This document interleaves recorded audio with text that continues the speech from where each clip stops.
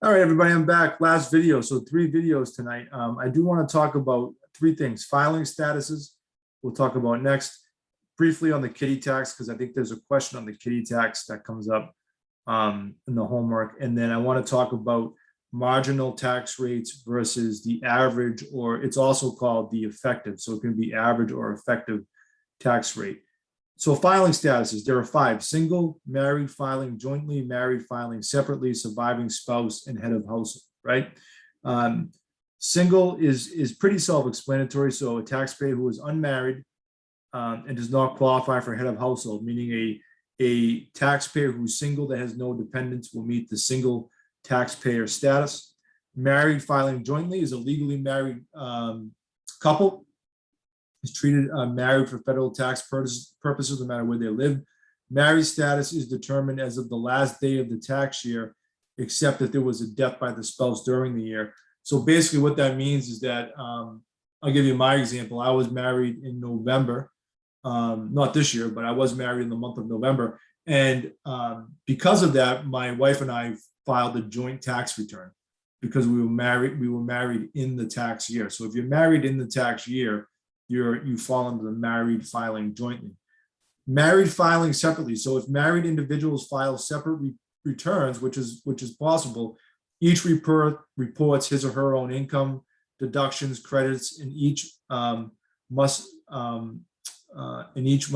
file separate tax rates. There's some limitations on married persons who file separate returns. So if either spouse, like we talked about under the standard deduction, if either spouse itemizes deductions, the other spouse must also itemize. If one spouse itemizes deductions, the other spouse is not allowed to claim the standard deduction. And the earned income credit and the credit for child and dependent care cannot be claimed. So we talk about an earned income credit later on, and the credit for child and dependent care. So there is a credit for child care. Those cannot be claimed under married filing separately. So there's some limitations there. Typically, there's not a lot of benefit in doing a married filing separately. Typically, the benefit would be really specific, like if it was business related, and if you were able to file your own return, you got to deduct more business expenses or things like that, or take more business credits. That could be a possibility. But married filing separately is an option. Surviving spouse. So if someone were to become a widower, they would file a surviving spouse. Yeah, there's certain rules there, not as common, obviously, because it's very specific.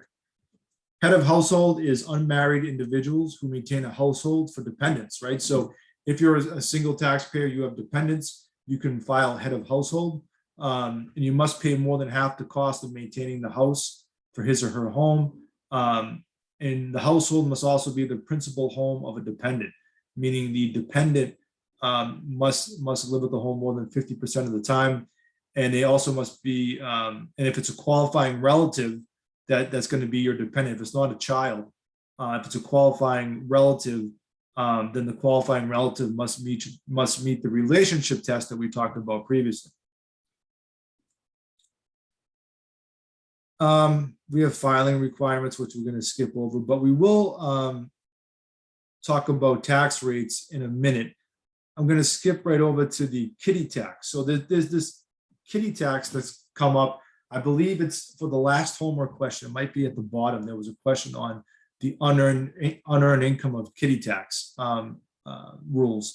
And the kiddie tax came into place because the Congress decided, some time ago, to focus on wealthy individuals. So what would happen is wealthy individuals at one point in time, because of tax loopholes, could put securities, investments, trusts, and the like in the name of a child. And if they did that, it was beneficial for the capital gains and other rates if you were a child, right, as a dependent. So Congress passed a law, and they focused on this unearned income of children, and they called it a kiddie tax. And what this does is it de-incentivizes, or it eliminates some of the loopholes of buying securities, companies, and putting them in the name of your child in order to defer taxable income now, right? And it was a method to get rid of that. So to fall under the kiddie tax, the child must be under the age of 19 at the end of the year, and they have unearned income of more than 2,200. And unearned income is that investment passive income, right? So that would be income if you're a partner in a company that you might be a passive partner, right? It could be real estate. Real estate's a big one. So if you own real estate and collect rents as a passive real estate manager, you could have an unearned income or passive income, investments, things like that. So if your unearned income was more than 2,200, you could fall under the kiddie tax rule. So the kiddie tax does not apply if the child has earned income that exceeds half of their support. So if they earn money and it's more than half of their support, if the child is married and files a joint return, or if both parents are deceased. So computing the net unearned income, it's the less of 1,100. It's a less 1,100. So you choose either the less of the 1,100 or the greater of the 1,100 of the standard deduction, or amounts allowable to be itemized directly connected with production of unearned income. And that equals the total unearned income that's taxable under the kiddie tax. I believe the homework, the question that we have isn't, we don't really need to go into details about the less of. I believe it's the 1,100 area of unearned income. And we don't have to worry about the standard deduction piece, but just know that unearned income could fall under the kiddie tax, and that there will be a question on that. So if a child is subject to the kiddie tax, there are two options of computing the tax on the income. One would be to separate the return for the child for these, just specifically for the kiddie tax, or the parents may elect to report the child's income on their own. And that's really the goal of the kiddie tax, is to force or to incentivize parents to file the return on their own, because no one wants to file a return for a child. So no one wants a child to have to file a tax return because they meet this unrealized income under the kiddie tax.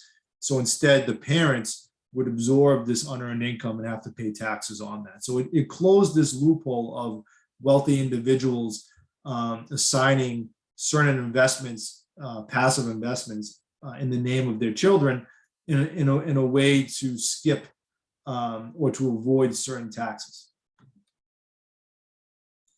And then the last thing I want to cover, I'm going to stop sharing this, is I want to cover how we calculate tax rates.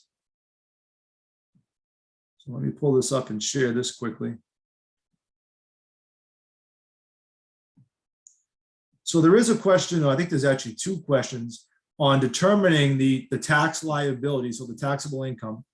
And then from there, determining the marginal tax rate, and then the what we call the average tax rate, So the tax liability we went through right before. So you start with adjusted, you start with your income, and then you get to your adjusted gross income. Adjusted gross income is your starting point.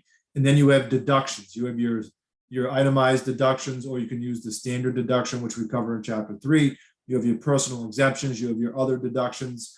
You then have your tax due, and then you have credits. So you might have an earned income credit, a child tax care credit, which we'll cover later, and that those could reduce your taxable amount. And then finally, you have your taxable liability, your taxable income, and your taxable income. Excuse me. Your taxable income is going to determine which marginal tax bracket, which marginal tax rate you're going to fall into. So let's use an example of $100,000. So let's say that we're a single filer, right? And we earned 100,000. Oh, sorry, we earned more than 100,000, but after we took our deductions, after we took our credits, we're left with a taxable income. Again, the bottom line, taxable income of $100,000, right? And if we're a single filer and we have $100,000 taxable income, then we're going to fall into the marginal tax rate, the tax bracket, the marginal tax rate of 24%. So if we're a single filer and we have a taxable income of $100,000, then our marginal tax rate is 24%. And that's going to be a question on the assignment. But that doesn't mean that we're going to pay taxes at a 24% rate, right? And why is that? That's because the US, which we learned in chapters 1, right? The US, the tax law in the US uses a progressive tax system. And what that means is that with a progressive tax system, we're not using a flat rate. Instead, we're going to get taxed at all income brackets as we go up the level, right? And so it's a progressive tax. It's a progressive tax. So it's not a flat tax. It's a progressive, meaning the more income that we earn, the more of the actual tax that we pay. But in order to do that, we're going to move through the marginal tax rates, the marginal tax brackets. So the marginal tax rate, if we earn $100,000, is 24%. But what's the average tax rate?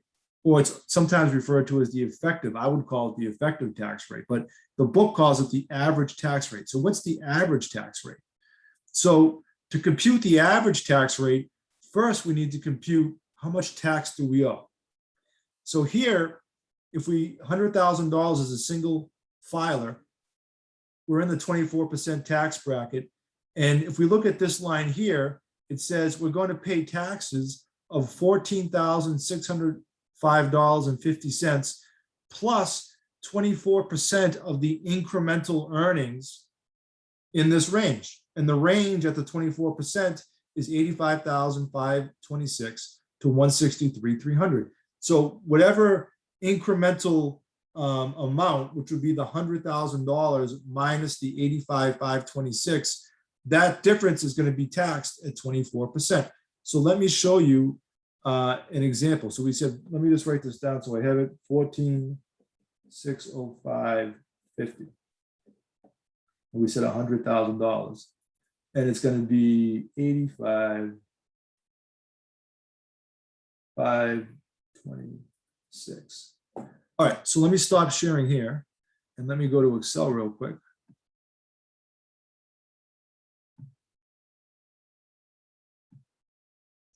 All right, I'll share my screen again.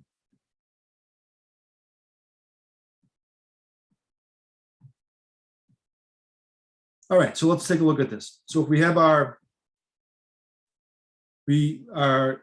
taxable income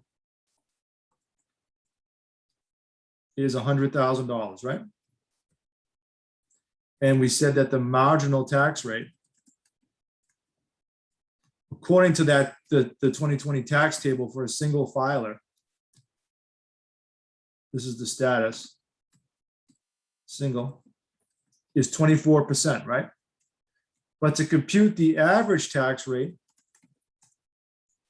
first, we need to compute our taxes due, our tax liability, right?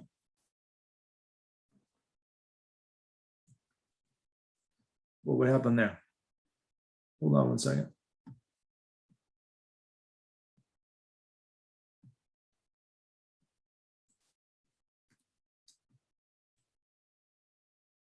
So our tax liability is going to be what?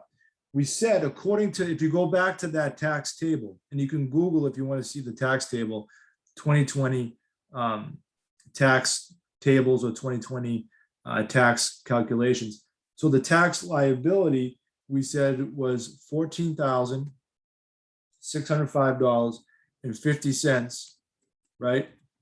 Multiplied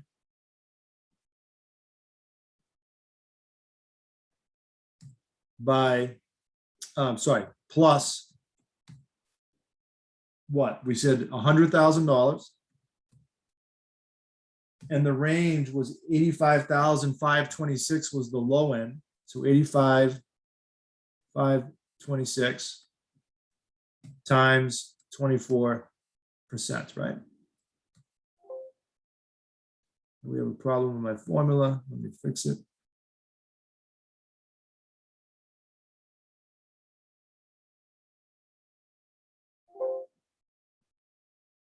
I don't know why it's doing that.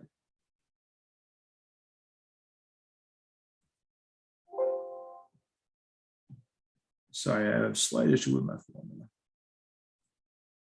Usually it fixes it for me. All right, so let's do it this way. 14, 605, 50. And then what we're going to pay is the difference between the $100,000 tax liability minus the 85,526. And we're going to multiply that at 24%.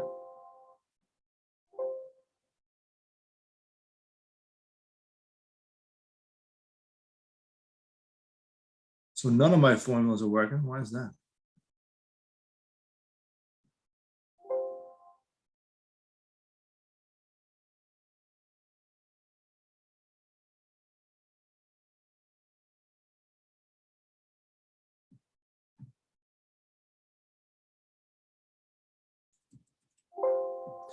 I am sorry, I have no idea what's going on there. So I will calculate it this way, right? Equals 100 minus 85,526.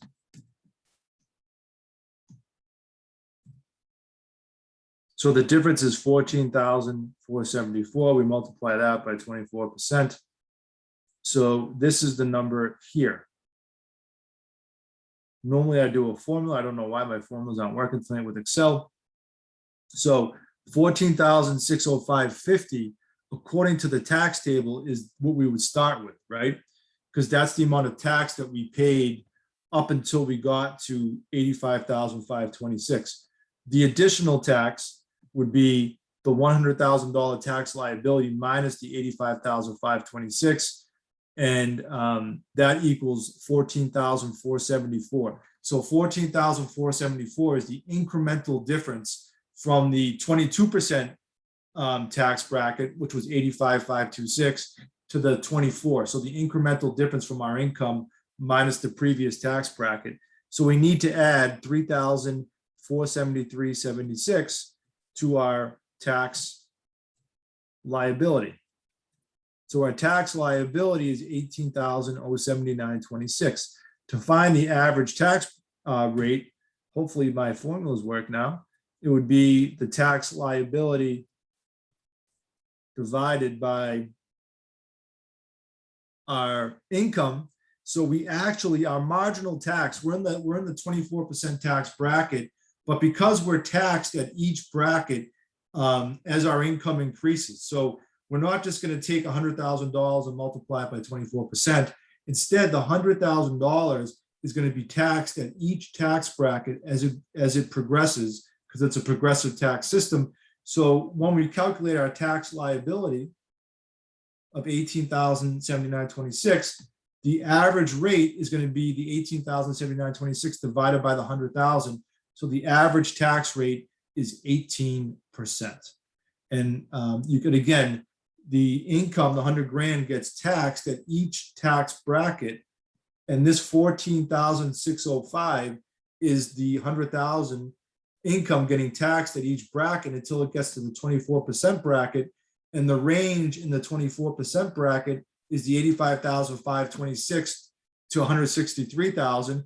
Because we only made 100, we take the 100 grand minus the 85,526. So at the 24% bracket, only the 14,474 gets taxed, right?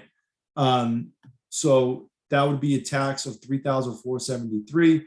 We add the 3,473 to the 14,605, which is what got taxed throughout all the tax brackets. So our total tax liability is 18,079.26. We divide that by the 100,000 taxable liability, and our average tax rate is 18%. And that will be, I believe, 2 homework problems there. So that's where we're going to stop tonight. Please let me know if you have any questions. I'm going to stop the recording, and I'm available the rest of the week. Let me know, and I will talk to you soon. Thank you.